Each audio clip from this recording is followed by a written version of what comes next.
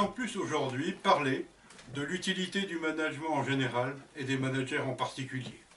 C'est vrai, nous visons une époque où les cohésions éclatent, où les acquis vacillent et parfois donnent l'impression de s'effondrer. Nous vivons une époque où l'individualisme et la compétition sont bien souvent les réflexes premiers, voire les réflexes uniques dans la recherche de performance.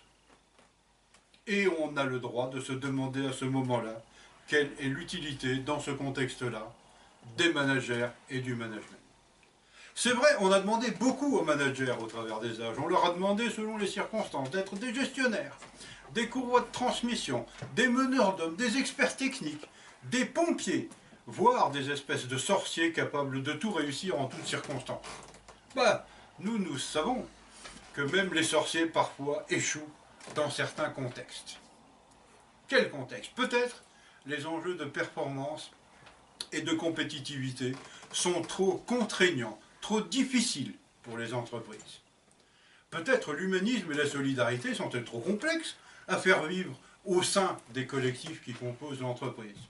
Peut-être effectivement le manager et le management tel que nous le connaissions est dépassé, voire archaïque, comme s'il s'était progressivement rétréci au fil des lavages comme un tissu de mauvaise qualité pour finalement perdre de son sens et perdre de son utilité. Alors, pourquoi ne pas le supprimer? Eh bien, à A2C Solutions, nous affirmons au contraire que les managers ont aujourd'hui encore un message original à délivrer et des missions essentielles à remplir au service de l'entreprise.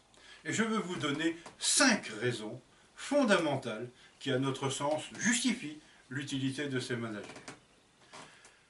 Première raison, le manager est celui qui va aider l'équipe à se construire une ambition commune et cohérente avec les attentes de chacun des membres de l'équipe. Ambition commune sans laquelle tout groupe humain ne reste jamais qu'une collection d'individus amenés à collaborer les uns avec les autres. Deuxième raison, le manager est celui qui va permettre à tous les membres de l'équipe de concilier leurs exigences individuelles, de trouver une forme de compromis sur les façons de travailler ensemble, de façon à ce que l'équipe puisse se donner des règles de fonctionnement communes, partagées et respectées par tous.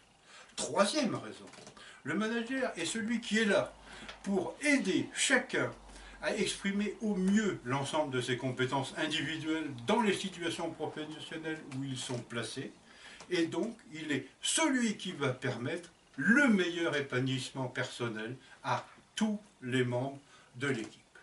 Quatrième raison, le manager est celui qui unit, qui rapproche les membres de l'équipe dans le cadre d'une performance collective. Et enfin, cinquième raison, celle qui sans doute est essentielle à nos yeux, il revient au manager de réussir ce difficile compromis entre la satisfaction des objectifs individuels de tous les membres de l'équipe et des objectifs collectifs qui sont attendus de l'équipe par l'entreprise. Donc, celui qui va permettre à tous d'avoir le sentiment d'une réussite collective. Eh bien, pour ces raisons-là, nous pensons que le manager a justement une raison d'être essentielle. C'est lui à qui il revient de prendre des jeux, d'associer des individus pour construire des nous, des équipes collectives, performantes, au service des enjeux et des ambitions de l'entreprise. Eh bien, c'est dans cette réflexion-là que nous voulons accompagner votre entreprise. C'est dans le développement de ces pratiques professionnelles-là que nous voulons aider vos managers. N'hésitez pas à nous contacter sur notre site www.a2c.solutions.